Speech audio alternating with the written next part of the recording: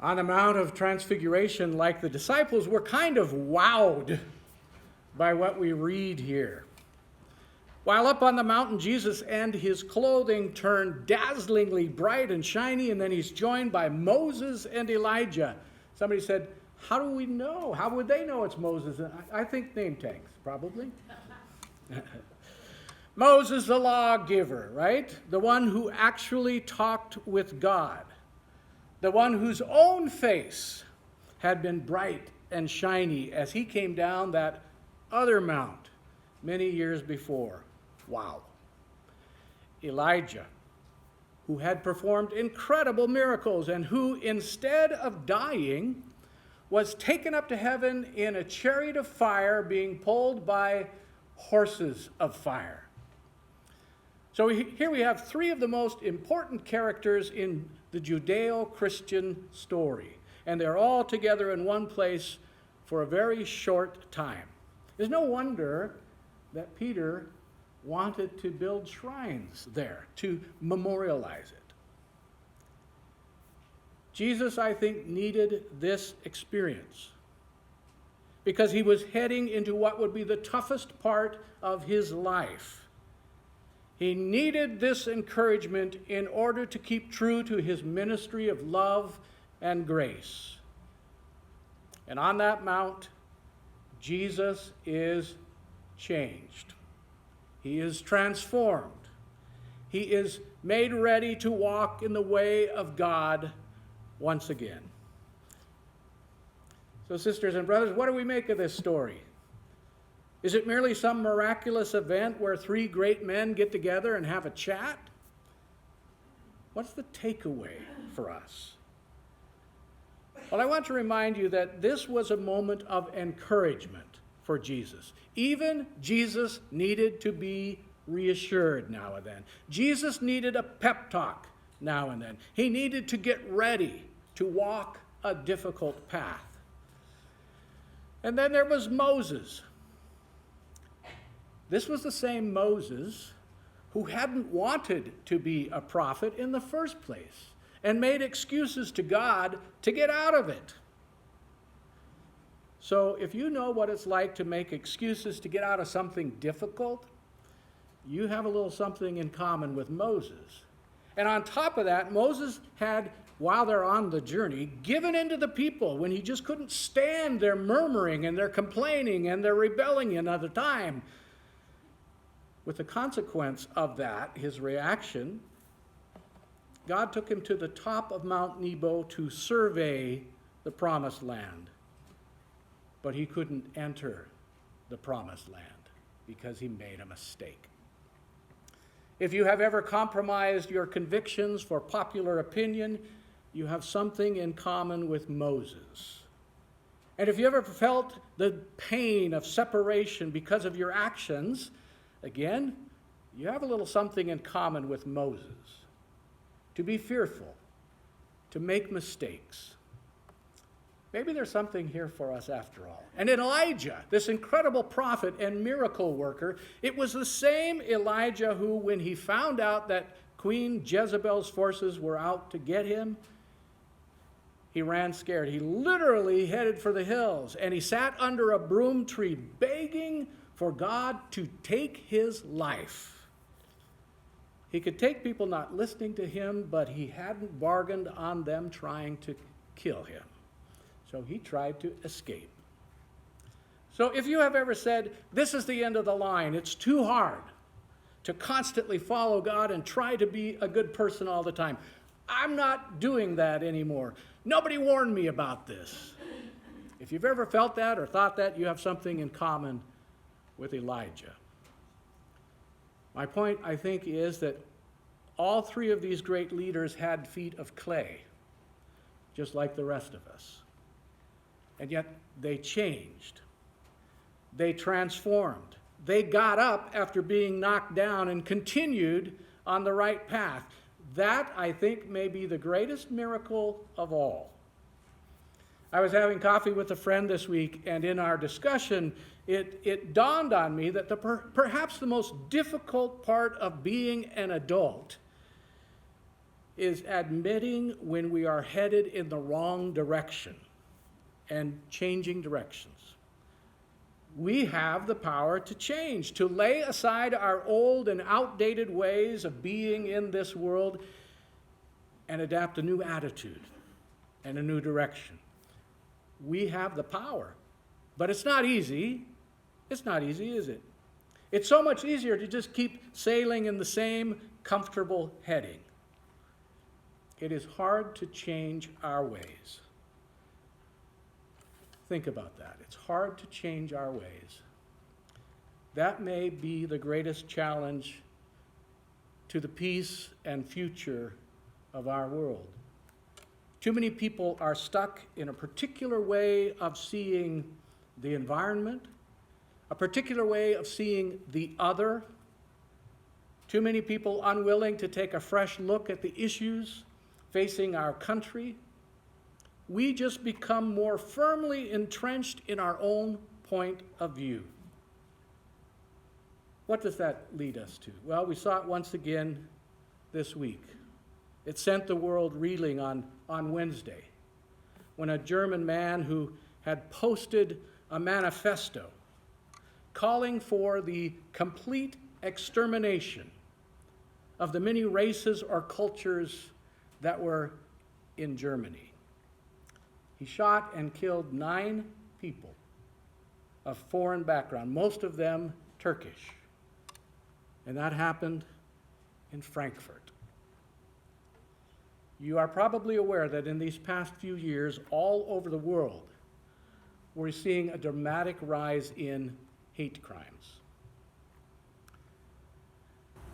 I want you to prepare yourselves because I want to tell you a story now, and parts of it are going to be hard to hear.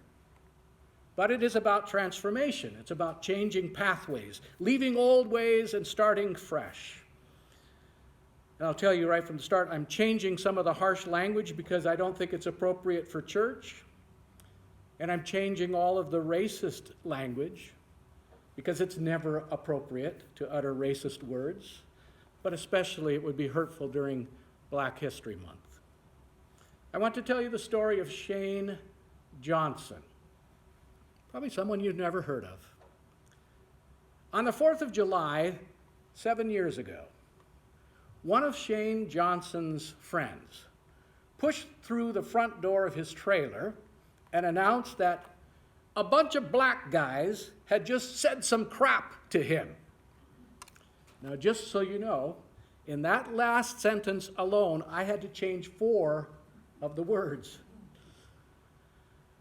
Shane Johnson is tattooed from his neck to his toes with swastikas. And on his throat is inked a portrait of Jesus. And underneath are the words, "I am not a Jew." As a teenager, he had earned the nickname Punchy for his willingness to make up for his short stature and even shorter temper. And that served him well as the leader of the Ku Klux Klan chapter in Kokomo, Indiana. So after his friend told him this in his trailer, on his orders, he and several of his buddies tied bandanas to padlocks and stuffed them into their back pockets. Johnson led his posse to a nearby park where a band was performing an Independence Day concert for a crowd of families. Johnson didn't see the kids who had trash-talked his friend, but on the edge of the grass, he spotted something that to him was even more offensive. An African-American man and a white woman sitting on a blanket holding hands. He and his crew fanned out through the crowd, swinging their padlocks at anyone within reach, shouting, "White power, you N lovers!"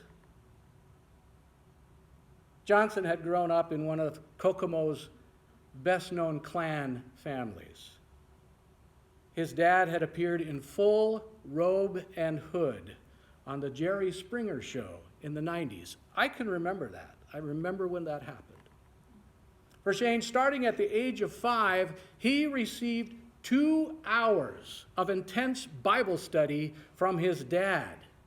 And he was being schooled in what they call the doctrine of Christian identity.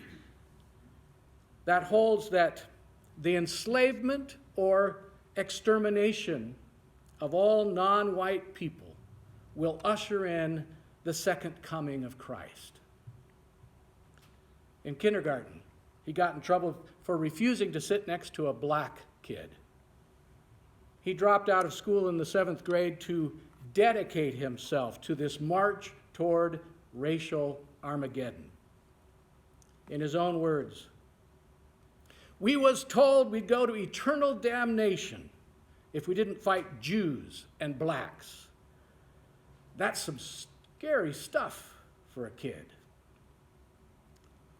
After the attack, when he woke up in the Howard County Jail the next day, his head was throbbing, his fists were bruised and cut up, his neck and his back were aching, where the cops had kneed and punched and tased him. Now, Johnson had hurt people before, but this time his hazy memories of what he'd done in that park made him feel guilty. He thought the way that man on the blanket just went down after he thunked him over the head with that padlock, or how the white woman with 2 biracial children looked at him as he chased her, screaming, "N, lover." And he also remembered that a few days before this attack, his girlfriend, who didn't share all of his views, had asked him a question. If he found a black baby alone and would never get caught, would he kill it? And he answered he would. So all of those things started to haunt him. The first thing he thought was, of course, I would never harm a baby. And I think that thought alone started to melt something within him. And over the next few weeks, few years, there was a transformation. In jail, he came into contact with a former white nationalist who had left the movement. And after talking with this fellow, he decided that all that he had been taught was a bunch of hooey. And so he left the Klan, and he looked back only one time. He went back to Kokomo to get some personal stuff out of his dad's trailer. As soon as he got there, in rushed several Klan members, and they immediately started yelling at him and shouting and arguing over his leaving the group. Eventually, that argument fizzled and the visitors left. And after hurriedly putting his belongings in his car, he peeled out of the trailer park, watching his dad's house disappear in the rear mirror. But he made this mistake of stopping for gas nearby. He heard them before he saw them. Footfalls, boots on asphalt. And just as he finished pumping gas, he turned and saw 2 carloads of Klansmen, some of them his own relatives, running at him. He didn't have a chance to even throw a punch. 8 men were on top of him, swarming him. So many fists and feet that he couldn't count. Practically a whole family reunion hitting and kicking him. "Protect your head," he remembered thinking as he curled up in a tight fetal position. "Don't get knocked out. Don't get knocked out, because they'll stomp your brains out." They didn't kill him, but the paramedics who came and kind of just scraped him off of the asphalt reckoned that they had come very close to killing him. And the doctor in the emergency room agreed. When his girlfriend finally laid eyes on him, he was swaddled from head to toe in bandages and stuck with several IVs, and he was swollen up like he'd suddenly gained 50 pounds. She couldn't believe how weak and sad he looked. They had smashed both of his eye sockets. They had broken his nose. They had cracked his jaw. They had knocked out his back molars and several of his front teeth, broken his left femur, one of his ankles, both of his wrists, all of his ribs, and most of his fingers. And they had ruptured his right eardrum so that he would never hear on that side again. But even after that, Shane continued to work to change that deep hatred that was in his heart. And he was helped by a group of former hate group members who ran a program called Leave Hate Behind. Maybe you've heard of it. And globally, there are a number of these organizations reaching out to anyone who wants to leave a hate group. And now he shares his story with others who want to start again. Many of the formers, as they call themselves, left their hate groups. Now, get this. They left their hate groups soon after they actually got to know a black person, or a gay person, or a Jewish person. It didn't take long for them to realize how wrong they had been all these years. To change, to truly change, is perhaps the most difficult task any of us will ever face. But Moses did it. Elijah did it. Jesus did it. Shane Johnson did it. Perhaps there is hope for this world after all. Amen.